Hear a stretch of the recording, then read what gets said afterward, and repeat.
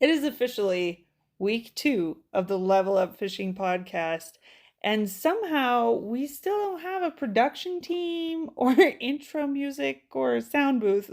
So we are just coming to you live from our garage studio, and we're keeping it real. Hey, we're just here to talk fishing. We don't need all that fancy stuff. Right? If you do not know who we are, if you're new to this channel, we're pretty new to this channel too. My name is Stormy Cochran. And I'm Andy Cochran. And we own GSO Fishing out of Gunnison, Colorado. We have a guide service that has been operating since 2006. We started a line of premium jigs back in 2019. We do on the water trainings, we do online seminars, we do in-person seminars. We have weekly blog posts and fishing reports that go out. We like fishing. So we are coming to you again to talk more about fishing. That's all we do. This is what we do, guys. So welcome. We wanted to kind of recap real quick where we started with this topic of tube jigs. And, this is one of the broadest topics in fishing. And we wanted to be able to come in here and help you guys break down all the different options out there for the old tube jig. And man, are there a bunch. We alone have 32 individual tube jig head styles. With more prototypes that we're working on. Because we're crazy. So, in our minds, there's so many different factors that we put into our jig heads that we feel like they really matter. And so we're trying to get it across to where all you guys can pick up on the little nuances of this stuff and really level up your fishing game. And find the one that works perfectly for what you want it for. I think that will lead us perfectly into this week's topic of jig head weight and finding that perfect jig for you. So let's talk about weights. We have 8 different styles of tube jigs currently.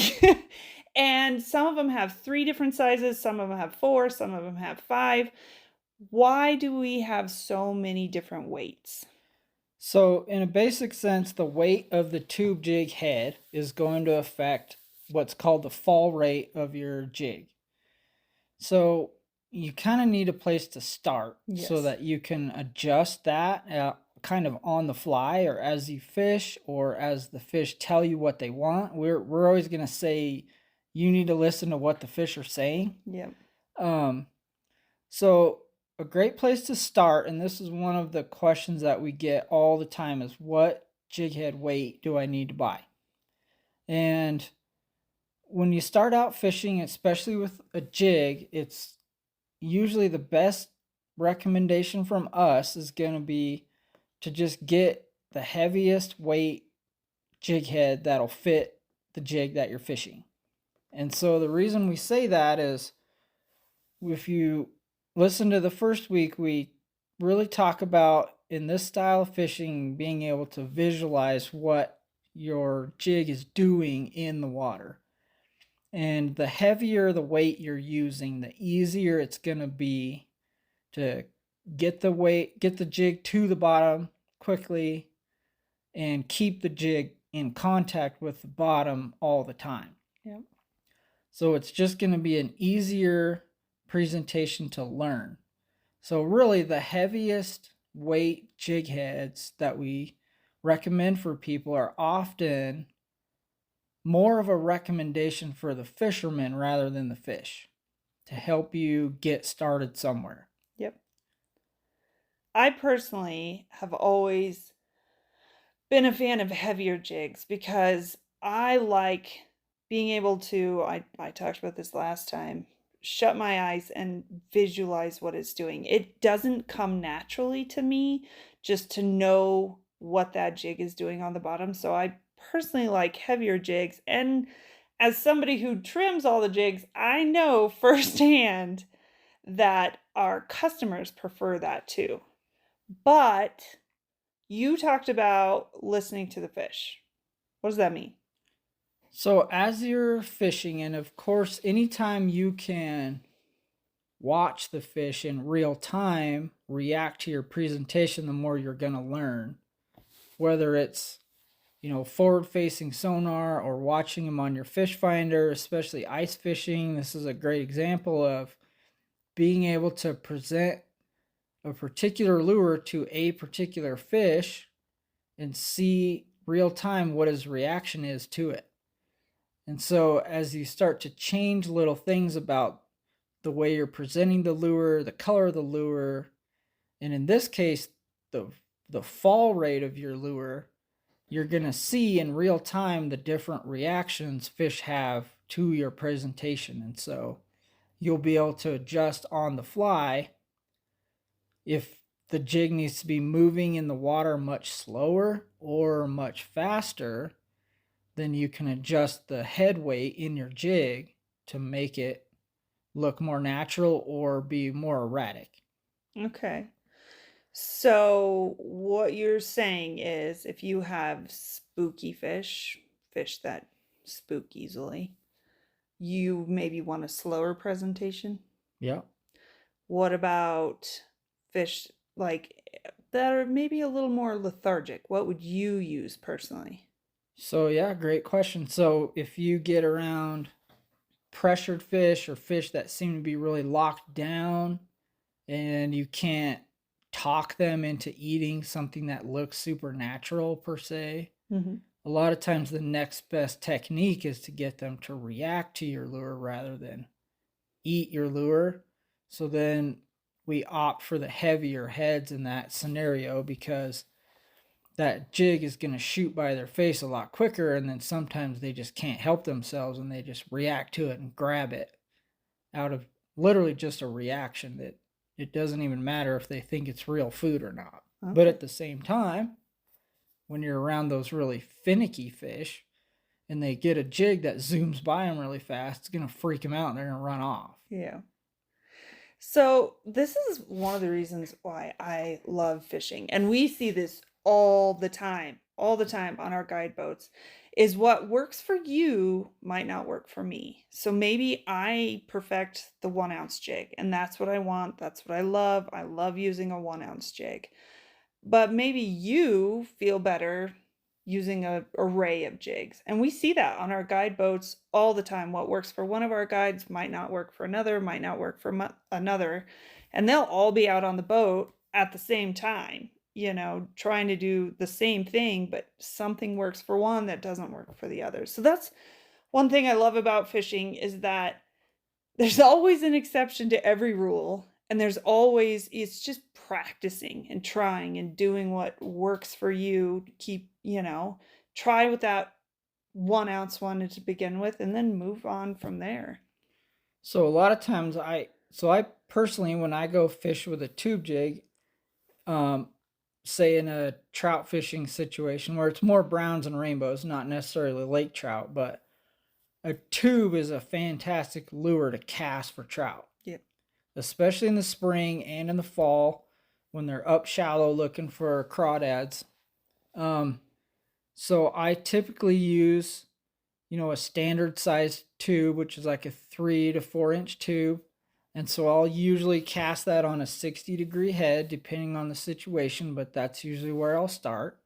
And I personally pick the 3/16 every time. That's where I start. And if I'm going to be fishing water that's like from, 0 down to 30 foot, the 3/16, I personally have the most comfort with how that jig feels in my hand. Yeah. But then as you fish throughout the day, as you start getting bites or getting around fish, sometimes you'll immediately be able to tell, well, I just realized when I threw that thing out there right next to the bank and it dropped down really quick that a fish swiped at it, but he didn't get it. And then as I was working that jig back to the boat, I was getting a bunch of followers, but they weren't committing to it. So then I'll go straight to a 3/8 head and make that same exact cast and make that same jig that I was just using fall at twice the rate past these fish that I wasn't getting commitments from earlier. And now all of a sudden I'm getting a reaction bite out of them. but just paying attention to how these fish react to every single cast that you make can really tell you a lot in the direction you need to move with your jig head choice. Well, and that's a great point. So let's talk about this. So last week we talked about 60s versus 90s and line ties. So our jigs go from 1/8 in the tube jig heads all the way to 4 ounces. Now, ideally, you don't really want to cast a 4 ounce weight. Yeah. So, what are your suggestions there? Because we do have some that work for casting tubes and things like that, but we have some that don't. So, what are your suggestions when picking one that you can cast? So yeah, you kind of got to look at your rod and line setup to get the optimal size for your equipment. So that's one thing to pay attention to. If you're casting with a medium heavy bait caster, an 1/8 ounce jig head is going to be pretty hard to cast to start with. Yeah. And then conversely, if you're using a spinning rod with 6 pound line, a 1 ounce jigs might overpower your setup and you may break them off just trying to cast them. Yeah. So your equipment's going to play a lot into what you can get away with. And then from there, I think the casting heads probably have more options as far as presentations to use during a different retrieve, because you're also changing water depth all the time. If you're, we talked about last week, fishing downhill or fishing uphill, where in a vertical jigging scenario, you're just dropping it straight under you. And so really in that case, the different weights really are going to determine the length and the degree of how stuck to the bottom your tube jig is. So there's certain scenarios where you never want your tube jig to leave the bottom of the lake ever. And so you just want to use the heaviest thing you can. But there's also times where you want that jig to almost hover off the bottom. And if a fish swims by it and creates like a underwater, like a current next to your lure, it's going to actually move your lure around and make it look really natural to the fish. If it swims up to it and its front fin blows a little wave by your lure, it'll make it move. So you really want a light jig head so you get that super natural presentation out of that. I like that. Well, that's perfect. So let's circle back to fall rates. How does the actual tube affect the jig head fall rate?